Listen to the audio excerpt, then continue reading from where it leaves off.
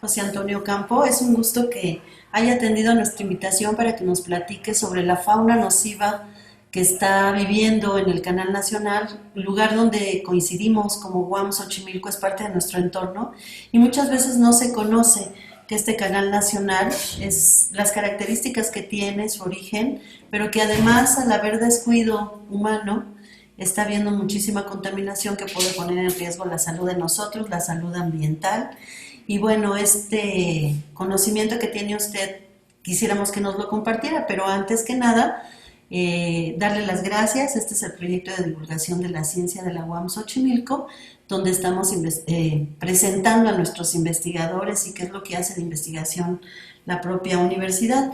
Antes de empezar, quisiera presentar al doctor José Antonio Campo. Él hizo estudios de ingeniería en acuicultura en el Tecnológico del Mar en Boca del Río, Veracruz. Hizo estudios de maestría en ciencias en manejo de recursos marinos en el Centro Interdisciplinario de Ciencias Marinas del Instituto Politécnico Nacional, en la sede que tiene en La Paz, Baja California, y ahí mismo realizó el doctorado en ciencias marinas.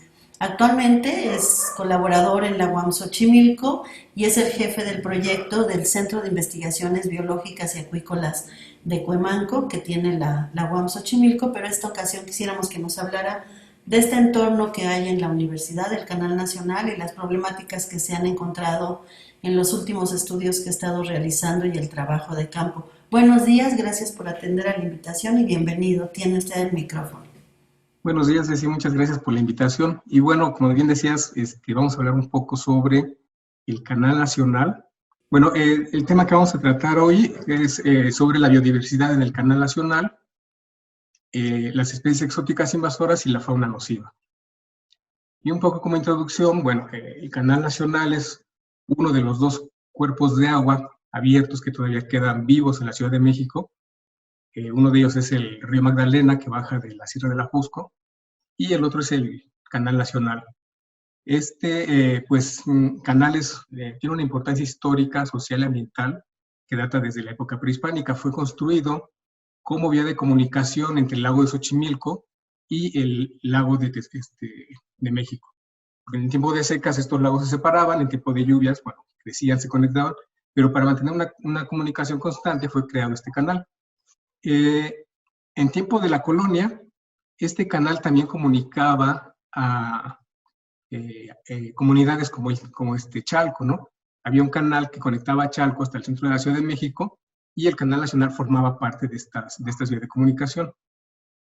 Junto con él también se comunicaba otro afluente que era el Canal de la Viga. Entonces todo esto conformaba una red de comunicación muy importante para llevar los productos agrícolas de Chalco y Xochimilco hacia la Ciudad de México. Posteriormente, bueno, para evitar problemas de inundaciones, comienzan a desecarse varios cuerpos de agua y finalmente pues todo se reduce ya a lo que queda del lago de Xochimilco, de Tláhuac y de Chalco. Y quedan solamente abiertos los canales de Chalco y Canal Nacional. Canal Nacional es el único que de cierta manera ha atendido un poco el mantenimiento, ¿no? del canal, pero no en todos los sitios, ¿no? De un 100% podríamos decir que aproximadamente un 25% es lo que se mantiene en buenas condiciones y el resto del canal pues queda completamente abandonado. La parte más crítica de la historia del canal fue en 1993, cuando se utiliza para la descarga de aguas residuales domésticas. Y finalmente, pues en el año 2000 comienza a haber presión por los habitantes de los diferentes pueblos que habitan alrededor del canal, pueblos originarios, para ejercer presión con el gobierno y dar una solución al mantenimiento del canal. Finalmente, en el año 2012, es declarado como sitio abierto monumental y esto le confiere cierto grado de cuidado, no el que se debiera, pero ya comienza a prestarse atención a las condiciones del Canal Nacional. Bueno, la biodiversidad del Canal Nacional ha sido reportada en la página naturalista de Conavio, en la cual se habla de 146 especies de fauna. Eso es desde invertebrados hasta mamíferos. Aquí hay que prestar mucha atención en qué es lo que se reporta como fauna del Canal Nacional, porque si nosotros revisamos la página de Naturalista, que podríamos decir es un sitio oficial, porque depende de la CONAVIO, que es una instancia gubernamental, la gente puede subir fotos de animales que vean el canal y se le puede considerar como parte de la fauna presente en el sitio. Sin embargo, bueno, hay algunas fotos que son, podríamos llamarle como incidentales, porque se han reportado la presencia de caballos. Hay una foto de un guajolote que vieron en el canal, pero eso no quiere decir que sea fauna residente o permanente del canal. Son animales que la gente llega a ver, le toma una foto y la sube a la página. Entonces sí hay que tener mucho cuidado en la cantidad de especies que se están reportando en la página de Naturalista. Si nosotros vemos en esta página de Naturalista, todo lo que observamos son animales terrestres, que es lo que la gente puede ver y tomarle foto, pero en realidad hay muchísima más fauna, ¿no? Sobre todo pensando en la fauna acuática, que es la fauna que la gente no puede ver. Si nosotros consideramos a todos los grupos taxonómicos que se pueden encontrar ahí, definitivamente este reporte de 146 especies de fauna incrementaría. Ahora bien, en referencia a la fauna de invertebrados, podemos encontrar animales de diferentes tipos, insectos, arañas, moluscos, y si nos vamos a la parte de la microfauna acuática, también encontramos diferentes grupos, ¿no? Encontramos crustáceos, encontramos insectos, etcétera, ¿no? Y dentro de ellos también puede haber fauna nociva, como son los mosquitos, ¿no? La cantidad de mosquitos en temporada de lluvias es muy impresionante ahí en el canal. Entonces, los mosquitos pueden considerarse un potencial riesgo para la salud pública por el tipo de enfermedades que pueden transmitir. Ya entrando en la cuestión de invertebrados, tenemos el reporte de especies. Bueno, como mencionaba, entrando ya a la fauna de invertebrados, hay varios reportes que también habría que manejar con mucho cuidado, como por ejemplo, se reporta la presencia de catano pejelagarto, que es una especie completamente tropical y dadas las condiciones ambientales, pues es muy difícil que esta especie sobreviva en el Canal Nacional, sobre todo por la calidad del agua, ¿no? Que es una calidad, pues, no muy adecuada para muchos organismos acuáticos. De las especies que tenemos reportadas, encontramos dos especies exóticas, que son la tilapia, que es originaria de África, y la carpa común, que es originaria de Asia. También tenemos especies nativas de México, pero que no son originarias del altiplano, o en este caso más específico, de la Cuenca de México. Estas especies pertenecen a una familia llamada Poecilidae, y muchas de estas especies son consideradas de ornato, y algunas de ellas se compran como alimento vivo para otros organismos acuáticos, principalmente en el acuarismo. Tenemos, por ejemplo, el cola de espada, que viene de la región del Golfo, igual que el guapote manchado, y el guppy, que es una especie que proviene de Centroamérica y el Caribe. Estas especies tienen una facilidad para adaptarse a diferentes entornos, pueden habitar en aguas que son muy pobres en oxígeno, con alta cantidad de nutrimentos y con una alta turbidez. Y bueno, en el Canal Nacional se han adaptado sin ningún problema, ¿no?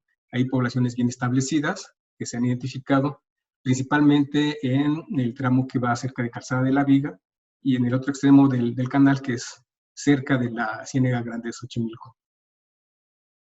Esto es lo que se encuentra actualmente en el canal. No debiera de, pero es la fauna que ya se estableció.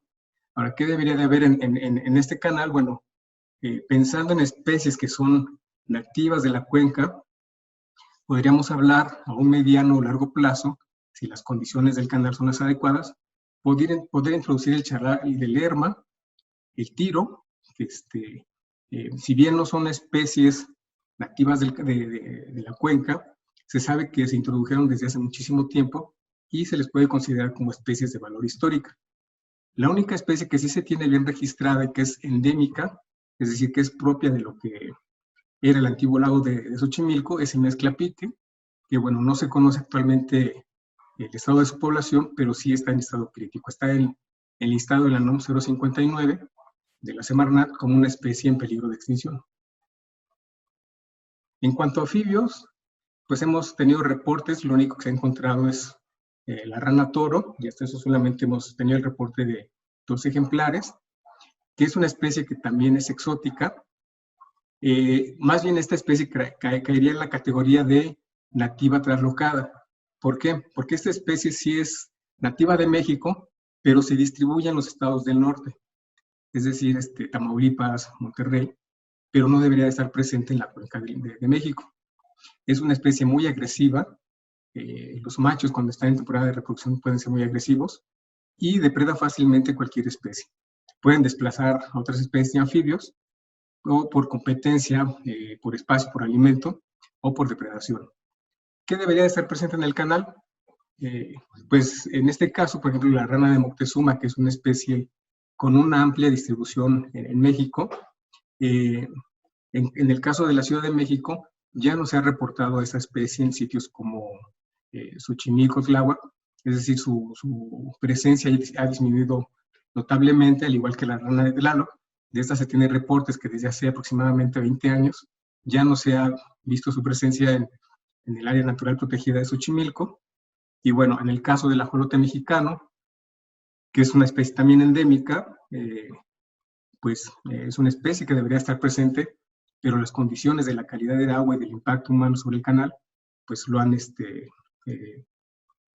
disminuido sus poblaciones, ¿no? No sabemos si este anfibio, el ajolote mexicano, se encontraba originalmente en el canal nacional, pero bueno, suponemos que al ser parte de la fauna de la cuenca de México debe de haber estado presente.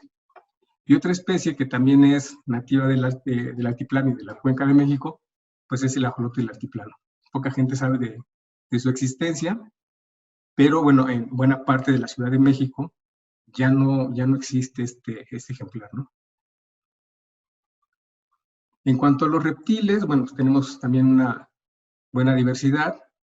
Dentro del canal está la lagartija cornuda, se han reportado la presencia de cincuates, principalmente en la zona más cercana a la Ciénega Grande.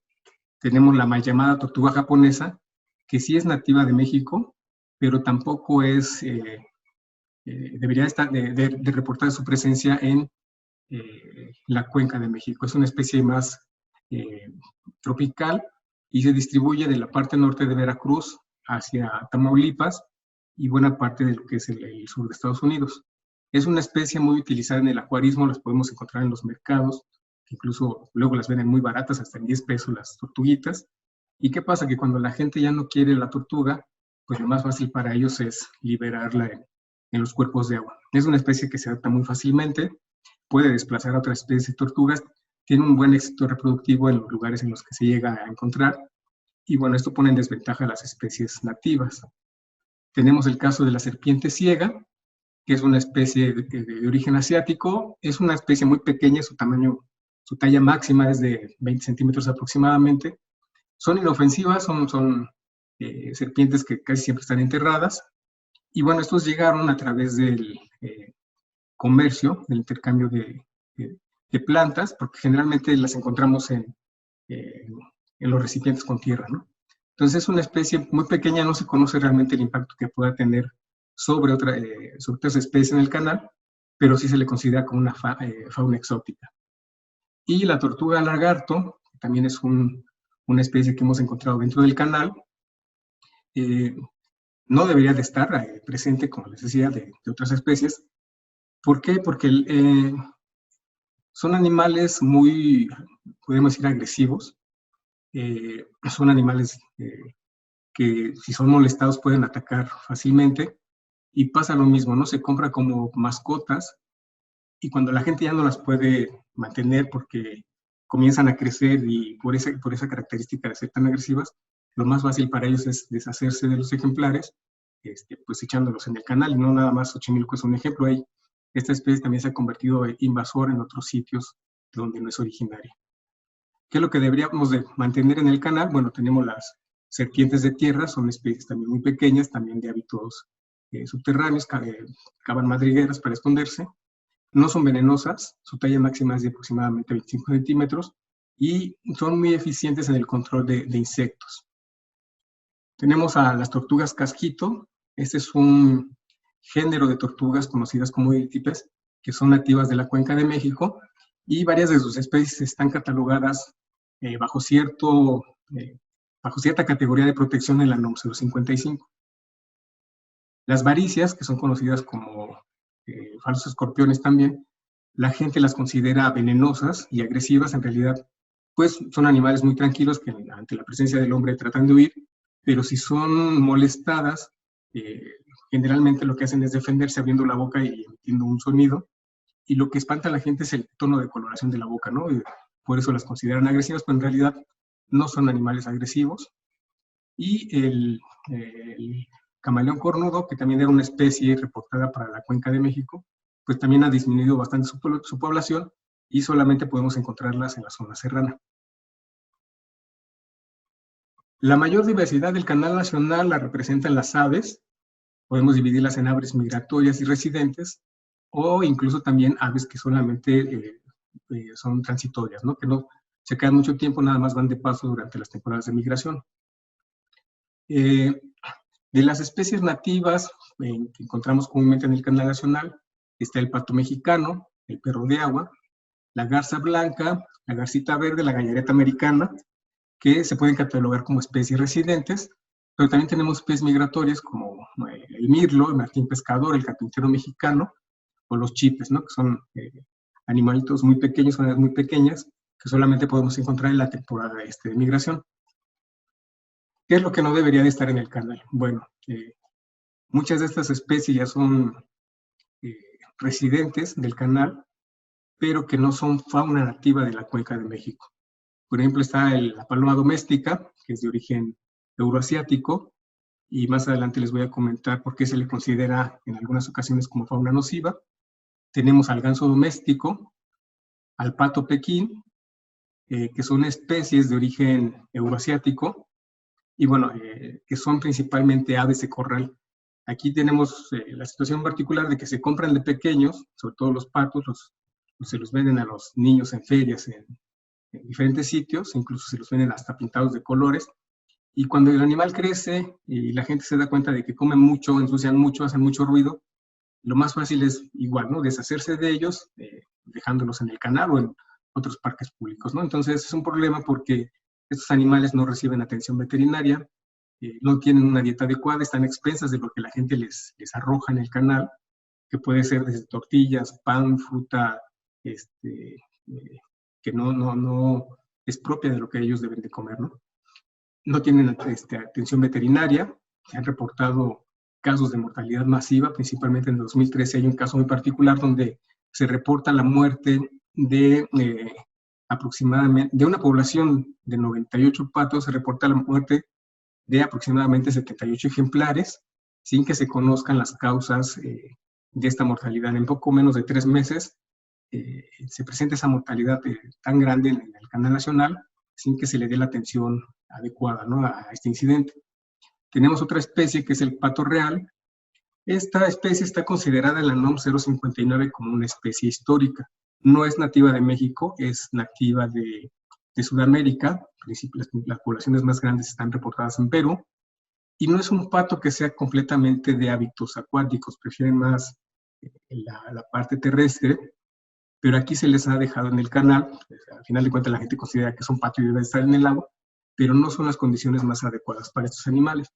El estar en la NOM 059 como una especie histórica le confiere cierto grado de protección. Lo que tenemos en el canal ya no es la especie pura, no es la especie que llegó en época de la colonia a México, sino que ya hay un proceso de hibridación con otras especies. Entonces aquí lo que se trata de rescatar es aquellos ejemplares que tengan el fenotipo más cercano a la especie original, pero al final de cuentas sigue siendo una especie que no debería de estar dentro del canal.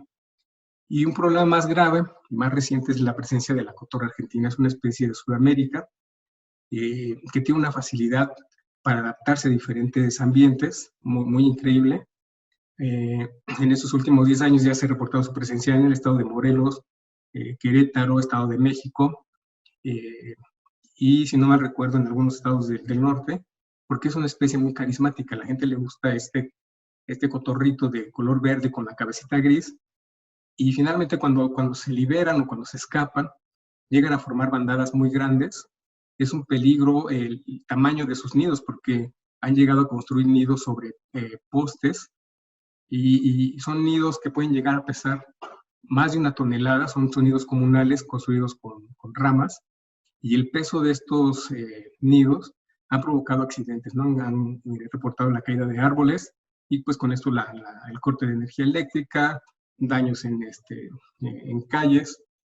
Entonces sí es un problema porque dada su característica de empatía con la gente, en pensar en programas de erradicación de la especie es muy complicado, ¿no? Porque la gente no la ve como una especie invasora, sino más bien lo ve como una especie que ha llegado al sitio y que es muy atractiva, ¿no? En cuanto a mamíferos, se han reportado algunas especies, principalmente más cercanos hacia la Ciénega Grande, que es parte del área natural protegida. Y lo más común que podemos encontrar es la ardilla de vientre rojo, la comadreja, la ardilla de roca o ardillón, el tlacuache y el cacomixtle. Son especies que sí están reportadas para la Cuenca de México y que, bueno, afortunadamente se han podido mantener en estas condiciones de urbanización de la cuenca. ¿Qué es lo que no debería de haber en el canal? La rata gris, que es exótica y puede representar un problema de salud fuerte, el ratón doméstico, los perros ferales, que son perros callejeros y que son más abundantes principalmente dentro del área natural protegida de Ejido de Xochimilco y San Diego de Teapulco, y los gatos ferales.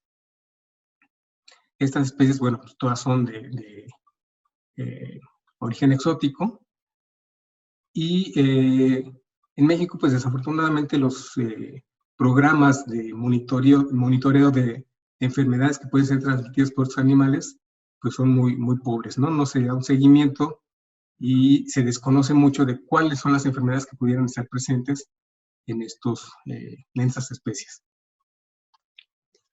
Bueno, especies exóticas que pueden transmitir enfermedades y que podemos encontrar dentro del canal nacional, pues tenemos a las palomas y a los patos, que son posibles portadores de influenza, salmonela y parásitos, principalmente hablando de parásitos, endoparásitos o parásitos internos, como son los nematodos, ¿no?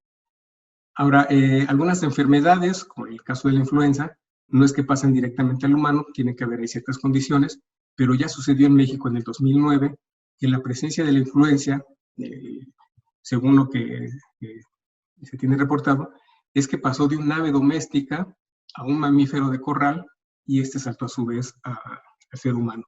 Entonces, como les decía, no hay programas de seguimiento de estas enfermedades aquí en México, son muy escasos, ¿no? En el caso de los mamíferos, las enfermedades más comunes son la rabia, la leptospira y parásitos. Y caso muy particular es, bueno, la leptospira, no se tienen registros o monitoreos de la presencia de esta bacteria en roedores y en perros y gatos, ¿no? Pero sí es una enfermedad muy común que desafortunadamente no tiene cura. Si los síntomas no son atendidos rápido y con un buen diagnóstico, puede estar incluso en riesgo la vida de la persona que lo contrae. Entonces, en el caso de los roedores, pues es muy común que se encuentran presentes donde están las aves acuáticas, en este caso los patos, que reciben alimento de la gente, y esos roedores aprovechan ese alimento, pues también en su beneficio, ¿no? Entonces hay veces que la gente llega a darle de comer a los patos, se sienta ahí junto al canal, ahí en el pastito, y no sabe si en estas zonas donde ellos llegan a alimentar a los animales, a los patos, puede haber orina o excremento de ratones que posiblemente puedan tener a esta bacteria presente. Entonces sí es necesario, como sociedad, estar muy al pendiente de la presencia de esta fauna y de los posibles riesgos que pudieran tener en la salud humana. Ahora, ¿por qué tenemos la presencia de estas especies? Pues en el caso de roedores, pues es muy evidente, ¿no? La cantidad de basura que se arroja al canal sorprende, ¿no?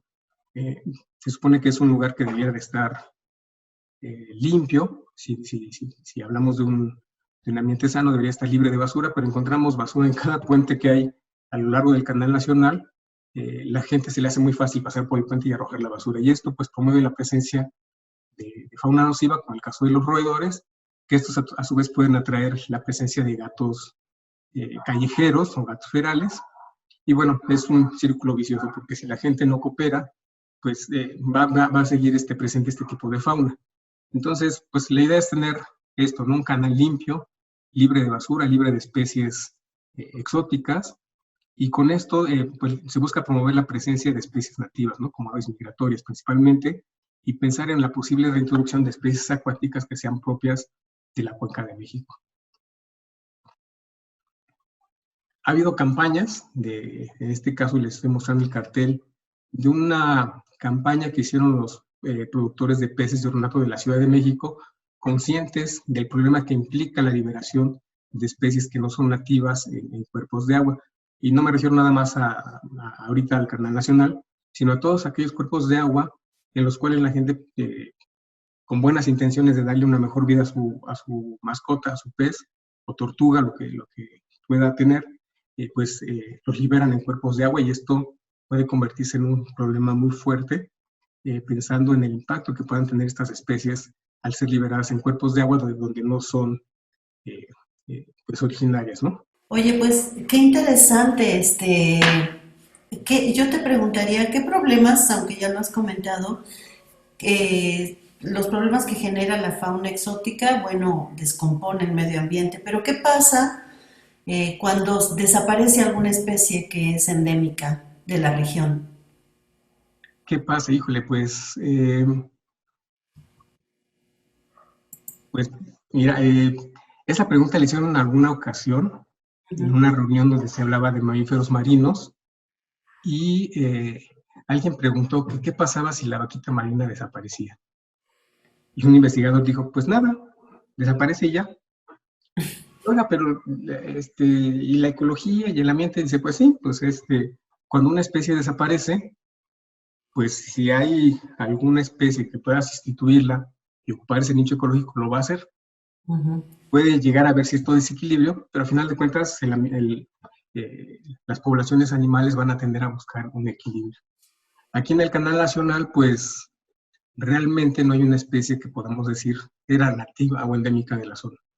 Todo lo que hay es, refiriéndonos a fauna acuática, es exótico o nativo traslocado. Es decir, no son especies propias de la zona. Mm. Lo que sí tenemos, pues, son especies de aves que siguen presentes, especies migratorias que van y vienen, residentes, como te decía, del Pacto Mexicano, pero que finalmente, si el canal llegara a desaparecer, pues simple y sencillamente estos patos se van a otro sitio. Se pueden ir a Hidalgo, se pueden ir a Tlaxcala, etcétera, ¿no? Y entonces, si alguna de estas especies desaparece, pues igual ya a lo mejor ni se da cuenta la gente, ¿no? Simplemente pues, ya desapareció y pues no pasa nada, ¿no? Lo único que pasaría es que queda en evidencia la incapacidad de nosotros como habitantes de la Ciudad de México de proteger un entorno donde todavía puede haber fauna que aproveche, ¿no? el sitio. Ujú. Entonces, como te decía, si desaparece, pues igual la gente ni se da cuenta, no lo nota, y solamente aquellos que están interesados en el canal podrían decir, hasta hace poco tiempo veíamos llegar a tal especie de ave, ahora ya no está, las condiciones del canal empeoraron y pues por eso se fueron Ujú. o desaparecieron del sitio, ¿no? Claro. Esta afectación que tiene, esta conducta que tenemos los humanos de tener como mascota animales que no son mascotas, Sí. ¿qué opinas de ello? Bueno, que en tu ponencia queda claro, pero me gustaría que extendieras un poco más. Esta conducta que tenemos de quiero tener ese animal, lo adopto o lo compro para tenerlo como mascota y cuando ya no me funciona, lo tiro donde sea, en algún lugar donde pueda sobrevivir para no sentirme tan, Uh-huh. tan culpable al deshacerme de él. No lo voy a matar, ¿no? Sí. Pero al soltarlo, ¿qué provocan? Pues mira, puede desde que no pase nada y el pobre animal a los pocos días se muera, o puede que incluso sean portadores de enfermedades que no están reportadas, y pensamos en especies que vienen de otros sitios donde no hay un seguimiento de enfermedades. Puede ser enfermedades bacterianas, por hongos, por parásitos, que afecten a otras especies. Afortunadamente, te digo, aquí en el canal no tenemos especies propias de la región, eh, pero si pensamos en otros cuerpos de agua, ha pasado, ¿no? Que de repente llega una especie o un ejemplar que venía con alguna enfermedad, que se libera en un cuerpo de agua, y si el resto de las especies que están presentes en ese sitio no tienen las defensas en contra de, pues puede haber un problema muy fuerte, ¿no? De mortalidad por esta nueva enfermedad que llegó a través de una especie introducida. Ujú. Puede haber desplazamiento por competencia de espacio, por alimento, es decir, los efectos de una especie que es liberada en un sitio en donde de donde no es propio pueden ser muy variables. No podemos hablar de especies exóticas que pueden llegar, a lo mejor se adaptan a las condiciones, sobreviven, pero no se reproducen. Y en un cierto tiempo esa especie pues va a dejar de existir en ese cuerpo de agua y afortunadamente no pasó nada. Puede ser una especie exótica que se vuelve invasora, que aprovecha las condiciones, no, si no hay depredadores, si tiene buen alimento, si las condiciones ambientales son las favorables, empieza a reproducirse y puede llegar a desplazar a otras especies. Por ejemplo, en el caso del ajolote, aquí en México hablamos de una especie en peligro de extinción, que más bien lo que está en peligro de aparecer es su ambiente, ¿no? Xochimilco, las condiciones que presenta actualmente pues, no son las más favorables para la presencia de muchas especies, sin embargo, siguen presentes. Entonces, al ajolote en México se le considera en peligro de extinción, la población silvestre que todavía queda es la que está en peligro, pero poca gente sabe que el ajolote ya está considerado como una especie exótica invasora de medio a bajo riesgo en los Países Bajos. ¿Por qué? Porque ha habido gente que también ha comprado estos animales en Europa y que los ha liberado.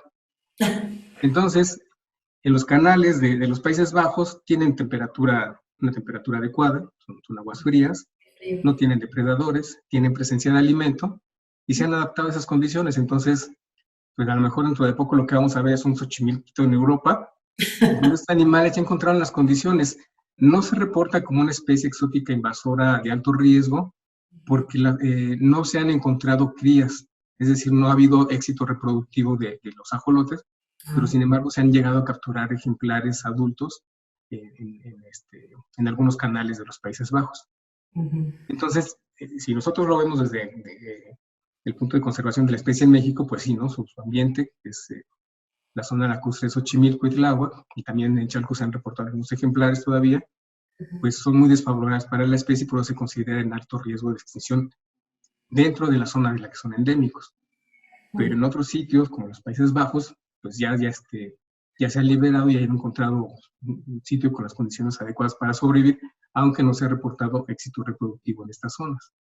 Entonces, el problema de la introducción de especies que no son propias de un sitio puede tener, digo, consecuencias de diferentes índoles, ¿no? Desde pasar desapercibida y alguna vez estuvo la especie ahí, no pasó nada, hasta provocar problemas muy graves, como por ejemplo el caso de la presa del Infiernillo. Es un cuerpo de agua artificial, había presencia de especies nativas que llegaron ahí por diferentes situaciones, y por allá de los años 60, entre los 60 y los 70, se libera la tilapia en la presa y encuentra las condiciones adecuadas, crece la población, desplaza otras especies que son nativas de la zona, y finalmente se convierte en una pesquería muy importante para la región. Mantenía muchísimas familias de pescadores que vivían de la captura diaria de la tilapia, pero después les llegó otra especie exótica invasora que es el plecos o los limpiavidrios, que llegan al Infiernillo y en pocos años desplazan por completo a la tilapia y acaban con una pesquería de muchos años. Mucha gente tuvo que emigrar a Estados Unidos porque se acaba su sustento y provoca una crisis muy fuerte en la región, ¿no? Por una especie una especie de origen sudamericano que desplaza una especie de origen africano que ya se había constituido en una opción económica para la región. Entonces ahí podemos ver un ejemplo de cómo esta presencia de especies que no son propias de un sitio, de un ecosistema, pueden causar problemas incluso de índole económico muy fuertes. Claro. O sea, Oye, lo que quiero decir es que cada especie debe de estar ¿en en dónde? el sitio del que es originaria. Sí, al inicio de tu charla yo te decía que me interesó mucho que hablaras de esto porque en nuestra unidad Xochimilco colindamos con este canal nacional y muchas veces los alumnos, los maestros, bueno, los maestros posiblemente lo sepan más, pero la población estudiantil que vive con nosotros en la unidad muchas veces no viene de la cercanía de la unidad Xochimilco y quizá no conocen que tenemos este espacio que tiene un medio ambiente que sería favorable para nosotros, pero que lo estamos afectando. ¿Qué propones que podría hacer nuestra comunidad estudiantil para detener o trabajar sobre la limpieza o la buena atención a esta zona que es parte del medio ambiente, que podría ser favorable para nosotros como universidad? Pues fíjate que no nada más gente de fuera desconoce el canal, gente que vive en la Ciudad de México y que es originaria de la Ciudad de México desconoce la presencia del canal nacional. Ujú. Pues yo creo que es necesaria la difusión, ¿no? de la situación actual y de los planes que se tienen para la conservación de este sitio, ¿no? Em, pues pensar en una participación directa de los estudiantes, principalmente de los estudiantes de biología podría ser el caso, pues es hacer monitoreos, ¿no? de la fauna, de la flora que hay presentes, porque también tenemos un problema muy fuerte de exóticas, invasoras, en referente a flora. Y bueno, sí sería importante, pensando en este programa de recuperación y rehabilitación del canal, en el caso de los estudiantes, hacer un seguimiento de cómo las diferentes especies que todavía habitan en el canal se van adaptando y van desarrollándose a partir de estas nuevas condiciones. Podríamos tener el referente del antes y el después, ¿no? Pero como tú bien dices, muy poca gente, incluso investigadores, saben de la situación del canal, ¿no? Así es importante hacerle difusión al canal nacional en cuanto a su valor histórico, ya sea como una vía de comunicación de origen prehispánico, su valor ecológico por la cantidad de fauna que todavía se encuentra presente y por su valor social. No es un sitio de convergencia de 3 alcaldías, Coyoacán, Iztapalapa y Tlalpan, y es un sitio de reunión, ¿no? La gente todavía sale a correr, sale a caminar, hay sitios, plazas pequeñas a lo largo del canal donde se realizan diferentes actividades, y bueno, pues yo creo que si no se le da la difusión necesaria, eh, pues seguirá en un riesgo muy grande el canal, porque no se le estaría dando la protección que requiere el sitio para mantenerse. En primera, como lo que ya está declarado, que es un espacio monumental abierto, y si se busca la inclusión como área de valor ambiental de la Ciudad de México, pues, como te decía, si no se hace la difusión, seguirá en un riesgo latente la vida del canal. Sí, yo creo que también muchos alumnos de otras disciplinas se pueden involucrar haciendo trabajo comunitario, sabiendo si hay gente que vive alrededor del canal, en toda esta fracción que me dices que son alrededor de más de 8 kilómetros, que está desde Huemanco Periférico. hasta Periférico. Desde Periférico hasta Río Churubusco. Ya el Exacto. río Churubusco se convierte en un canal entubado y forma parte del sistema de drenaje profundo de la ciudad. Y tiene un espacio donde la gente circula, hace ejercicio, Y camina. con este proyecto de la recuperación del canal, pues el proyecto incluye varias plazuelas, varios sitios de reunión, ¿no?